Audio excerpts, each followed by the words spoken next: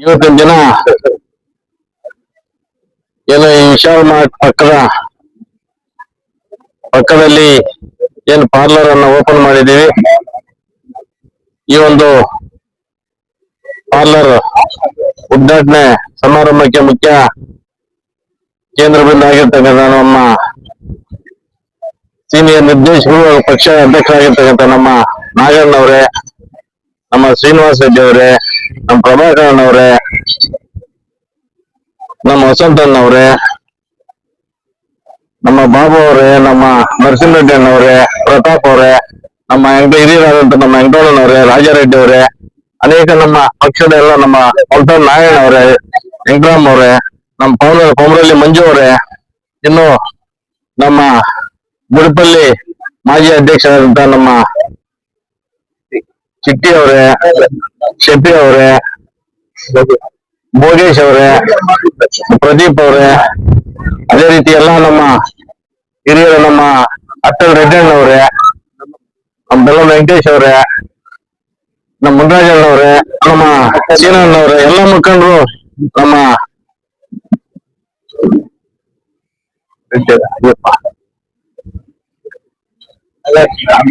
ನಾಗಾರ್ಜುನ ಅವರೇ, ನಮ್ಮ ರೆಡ್ಡಣ್ಣ ಅವರೇ, ಇನ್ನು ಸುಮಾರು ಜನ ಏನು ಮುಖ್ಯವಾಗಿ ಇಲ್ಲಿ ನಮ್ಮ ಮಾರುಕಟ್ಟೆ ಮ್ಯಾನೇಜರ್ ಆಗಿರ್ತಕ್ಕಂಥವ್ರು, ಅದೇ ರೀತಿ ನಮ್ಮ ಈ ಒಂದು ನಂಜನಗೌಡರು ಎಲ್ಲರೂ ಸಹ ಈ ಸಂದರ್ಭದಲ್ಲಿ ಏನು ಇವತ್ತಿನ ಈ ಪಾರ್ಲರ್ ಅನ್ನು ಓಪನ್ ಮಾಡಿದೀವಿ.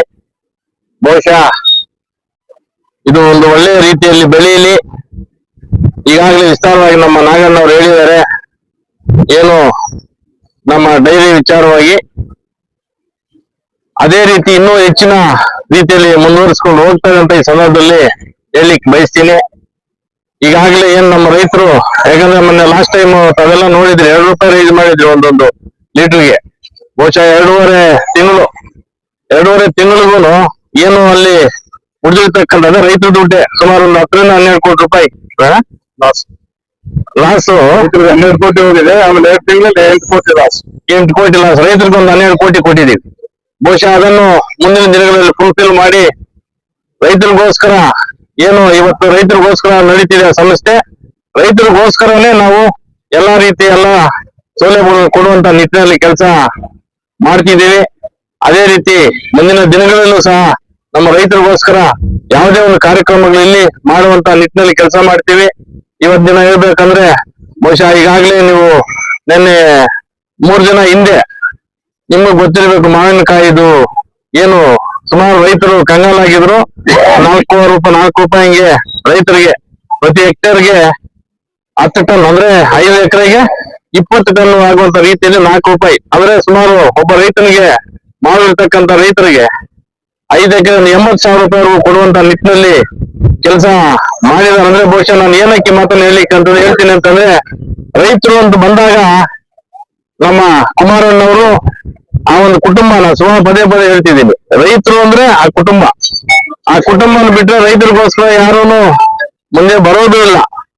ಬಹುಶಃ ಅವರು ಇರುವ ಒಂದು ಈಗಾಗಲೇ ತಾವು ನೋಡ್ತಾ ಇರ್ತೀವಿ, ಪ್ರತಿನಿತ್ಯ ಬಿಡದಿ ಟೌನ್ಶಿಪ್ ವಿಚಾರ ರೈತರಿಗೋಸ್ಕರ ಎಷ್ಟು ಕಷ್ಟಪಡ್ತಿದ್ದಾರೆ ಅಂತಂದ್ರೆ, ಅಂತ ಒಂದು ಕುಟುಂಬವನ್ನು ಮುಂದಿನ ದಿನಗಳಲ್ಲಿ ತಮ್ಮೆಲ್ಲರ ಒಂದು ಆಶೀರ್ವಾದ ಬೇಕಾಗ್ತದೆ. ನಾನು ಪದೇ ಹೇಳ್ತಾ ಇದ್ದೀನಿ, ಈ ರಾಜ್ಯ ಉಳಿಬೇಕಂದ್ರೆ, ಈ ರಾಜ್ಯ ಏನಾದ್ರು ಮುಂದುವರಿಬೇಕು ಅಂತಂದ್ರೆ ರೈತರು, ಬಡವರು, ಎಲ್ಲಾ ಸಮುದಾಯದ ಜನ ಮುಂದುವರೆದು ಏನಾದ್ರು ಇಲ್ಲಿ ಒಂದು ಒಳ್ಳೆ ಜೀವ ಬರ್ಬೇಕಂದ್ರೆ ಆ ಒಂದು ಕುಟುಂಬ ಕುಮಾರಣ್ಣವರು ಈ ಒಂದು ರಾಜ್ಯದ ಮುಖ್ಯಮಂತ್ರಿ ಆದ್ರೆ ಮಾತ್ರ ಅದು ಸಾಧ್ಯ ಅಂತ ನಾನು ಈ ಸಂದರ್ಭದಲ್ಲಿ ಹೇಳಿಕ್ಕೆ ಬಯಸ್ತಾ ಇದ್ದೀನಿ. ಬಹುಶಃ ಈಗಾಗಲೇ ಕಂಡಿದ್ದೀರಿ ಅವರ ಒಂದು ಕೆಲಸ ಕಾರ್ಯವೈಖರಿ ಬಗ್ಗೆ ಎಲ್ಲರೂ ನೋಡಿದಿರಿ. ಯಾಕಂದ್ರೆ ರೈತರು ಅಂದ್ರೆ ಅವ್ರ ಪ್ರಾಣ. ರೈತರಿಗೋಸ್ಕರ ಹುಟ್ಟಿರ್ತಕ್ಕಂಥ ಕುಟುಂಬವನ್ನ ಮುಂದೆ ತಾವೆಲ್ಲರೂ ಒಂದು ಆಶೀರ್ವಾದ ಮಾಡ್ಬೇಕು ಅಂತ ಸಂದರ್ಭದಲ್ಲಿ ಹೇಳಿಕ್ಕೆ ಬಯಸ್ತಾ ಇದ್ದೀನಿ. ಅದೇ ರೀತಿ ಇವತ್ತಿನ ದಿನ ಏನು ಈ ಒಂದು ಪಾರ್ಲರ್ ಅನ್ನ ಓಪನ್ ಮಾಡಿದೀವಿ. ಮುಂದೇನು ಸಹ ಈ ಟೌನ್ ಅಲ್ಲಿ ಏನು ನಮ್ಮ ಪಟ್ಟಣದಲ್ಲಿ ಎಲ್ಲಿ ಬೇಕೋ ಅಂದ್ರೆ ಫ್ಲೋಟಿಂಗ್ ಇರ್ತಕ್ಕಂಥ ಜಾಗದಲ್ಲಿ ಎಷ್ಟು ಬೇಕೋ ಕೊಡುವಂತ ನಿಟ್ಟಿನಲ್ಲಿ ಕೆಲಸ ಮಾಡ್ತೀವಿ. ಹಳ್ಳಿಗಾಡಿನಲ್ಲೂ ಅಷ್ಟೇ ರೈತರಿಗೆ ಅನುಕೂಲ ಆಗುತ್ತೆ ತಾನೆ. ರೈತರಿಗೋಸ್ಕರ ಇರ್ತಕ್ಕಂಥ ಈ ಸಂಸ್ಥೆಯನ್ನ ರೈತರಿಗಾದ್ರು ಏನು ಇಲ್ಲಿ ಸಂಪಾದನೆ ಮಾಡಿ ಏನು ಬರ್ತದೋ ಬಹುಶಃ ಅದನ್ನೆಲ್ಲ ರೈತರಿಗೋಸ್ಕರನೇ ಕೊಡುವಂತದ್ದು, ಈ ಸೌಲಭ್ಯಗಳನ್ನು ಕೊಡುವಂತದ್ದು ಅಂತ ಈ ಸಂದರ್ಭದಲ್ಲಿ ಹೇಳ್ತಾ, ಮುಂದೆ ಇನ್ನೂ ಹೆಚ್ಚಿನ ರೀತಿಯಲ್ಲಿ ನಾವು ಇಲ್ಲಿ ಕೆಲಸ ಮಾಡ್ತೀವಿ. ಒಂದು ರೈತರಿಗೆ ಅನುಕೂಲ ಆಗ್ಲಿ ಅಂತ ಈ ಸಂದರ್ಭ ತಾವೆಲ್ಲ ಮುಂದೆ ಹೇಳ್ತಾ ನಾನು ಮಾತನ್ನು ಮುಗಿಸ್ತಾ ಇದ್ದೀನಿ. ಜೈ ಹಿಂದ್, ಜೈ ಕರ್ನಾಟಕ.